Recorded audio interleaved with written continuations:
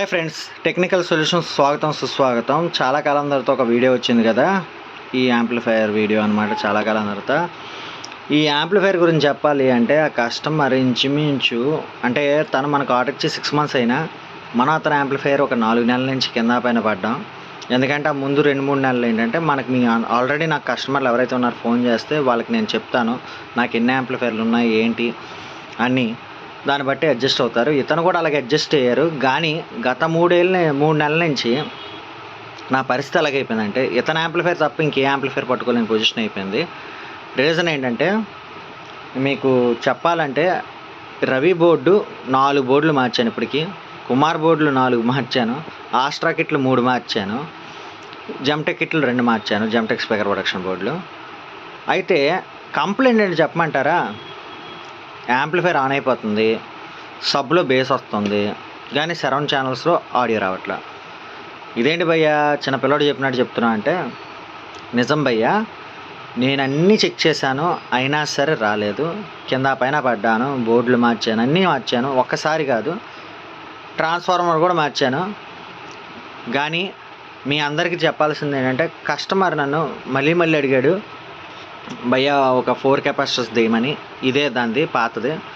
4 capacitors వేస్తే బాగుంటుందని అతనికి ఎవరు చెప్పారో నాకు తెలియదు, కానీ అవసరమే లేదు, 2 కెపాసిటర్స్తో చక్కగా వస్తుంది. ఆయన అడిగాడని దీని మీద ప్రయత్నిస్తే దీనివల్ల నాకు ఇంచుమించు 2 months వేస్ట్. అండ్ ఆఖరికి కస్టమర్ నుంచి ఫోన్లు మెసేజెస్ వేరే కస్టమర్లు మాట్లాడడం వల్ల టైం వేస్ట్ అయ్యి, నెక్స్ట్ డిస్టర్బ్ అయ్యి, ఏం చేస్తున్నాను తెలియక ఫుల్ డిస్టర్బ్ అవుతున్న టైంలో ఫోన్ ఆపేసి మరి మొన్న కూర్చుంటే, నా పర్సనల్ ప్రాబ్లమ్స్ కూడా పక్కన పెట్టి కూర్చుంటే, ఫైనల్గా ఇది కూడా ఒక్కసారి తీసి ఇది వేసి చూద్దామని చేస్తే యాంప్ ఆన్ అయిపోయింది. సో ఇప్పుడు నేను కొత్తగా చెప్పడానికి ఏమి లేదు. మన టెక్నీషియన్స్ అందరికీ ఏంటంటే, మన బోర్డులే కాదు ఈ కెపాసిటర్స్ కూడా మనకి దోలదిచ్చేస్తున్నాయి. అండ్ నెక్స్ట్ నేనైతే దీనిలో పవర్ సప్లై చెక్ చేస్తే పవర్ సప్లై సరిపోతుంది, కానీ లోడ్ పడినప్పుడు అసలు రావట్లేదు. దాన్ని బట్టి నాకేమర్థమైందంటే, మనకి ఎప్పుడైనా ఇలాగ సైలెంట్ మోడ్లో ఉన్నా ఏదన్నా ఈ కెపాసిటర్స్ కూడా చెక్ చేసుకోవాలి అని అనుకుంటున్నాను.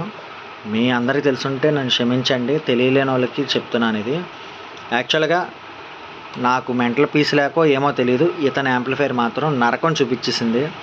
అతను కూడా పాపం ప్రతిసారి భయ్యా రేపిస్తా అనేది అయింది. ఇతని వల్ల నాకు ఇంచుమించు వెనకాల ఒక 10 యాంప్లిఫైర్ల వరకు కూడా ఉండిపోయి, ఈ యాంప్లిఫైర్ వల్ల నేను వేరే యాంప్లిఫైర్ ముట్టుకోకపోవడం. ఎందుకంటే రోజు నేను ఆఫీస్ నుంచి వచ్చాక ఇదే యాంప్లిఫైర్ మీద కూర్చునేవాడిని.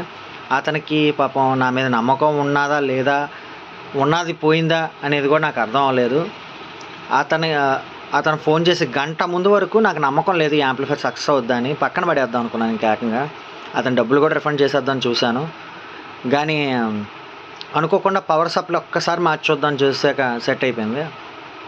సో మై డియర్ ఫ్రెండ్స్, మనకి ఎప్పుడైనా అవ్వకపోతే మాత్రం ఖచ్చితంగా ఒకసారి ట్రై చేద్దాం. ఎవరిదైనా సరే అన్ని బోర్డులు మార్చుకోవడం బెటర్ అనిపించింది, అలా మార్చండి. యాక్చువల్గా ఏంటంటే మీరు అడగచ్చు, ఏమన్నా నువ్వు ఇన్నేళ్ళ ఎక్స్పీరియన్స్ ఉంది, నేను ఇవన్నీ చెక్ చేసుకుంటాను భయ్యా. నా దగ్గర ఇంకోండి ఇండివిజువల్గా 24/0/24 ట్రాన్స్ఫార్మర్ పెట్టి ఈ బోర్డులు చెక్ చేసుకుంటా. దాంట్లో షార్ట్ కనబడలా, అలాగే దీనికి ఆన్ చేసినప్పుడు కూడా షార్ట్ కనబడలా. మరి అప్పుడు ప్రాబ్లం ఏమని చెప్తాం? యాక్చువల్గా లైట్ వెలిగింది అనుకోండి షార్ట్ అయినట్టు, కానీ నాకు లైట్ ఎలగలేదు అసలు. సహజంగా ఎలగకపోతే బాగానే ఉంది అనుకున్నాం.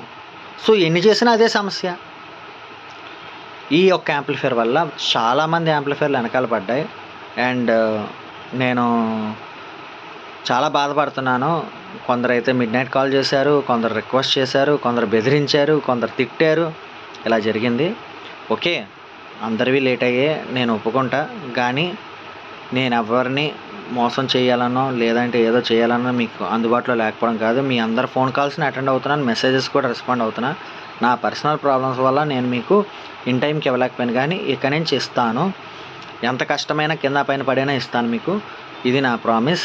అండ్ ఈ యాంప్లిఫైర్ అవుట్పుట్ మాత్రం ఎక్సలెంట్గా వచ్చింది. ఆల్రెడీ షార్ట్స్లో అప్లోడ్ పెట్టాను. అండ్ నిజంగా ఆస్ట్రా వర్జన్ 8 ఎవరైనా తీసుకోవాలనుకుంటే మాత్రం కళ్ళు మూసుకొని తీసుకోండి ఫ్రెండ్స్. నేను ఇప్పటికీ 4 సెట్లు అవుతున్నాయి వరుసగా. ఆల్రెడీ ఒకటి గాజువా కస్టమర్కి ఇచ్చాను, అది కూడా ఎక్సలెంట్గా వచ్చింది. ఈ యాంప్లిఫైర్ కూడా ఎక్సలెంట్ క్లారిటీ క్వాలిటీ వచ్చింది.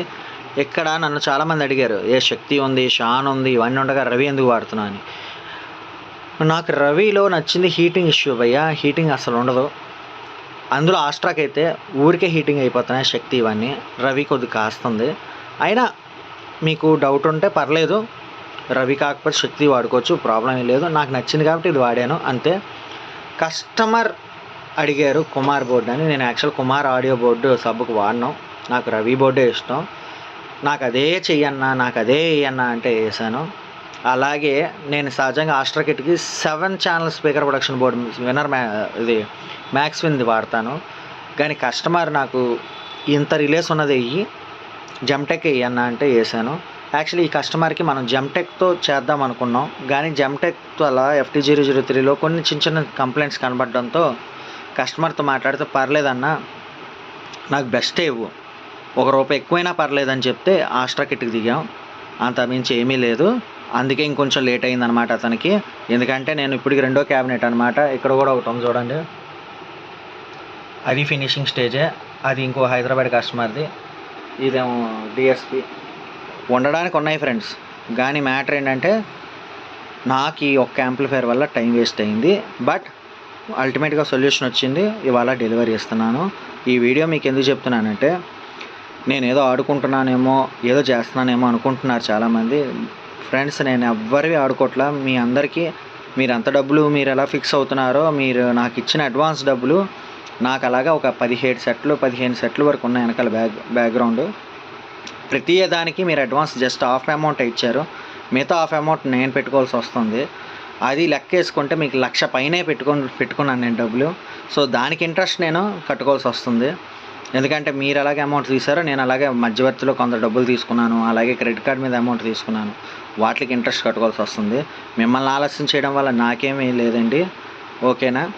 మీ అందరికి ఇచ్చేస్తే నాకు అయిపోతుంది. ఇది మ్యాటర్.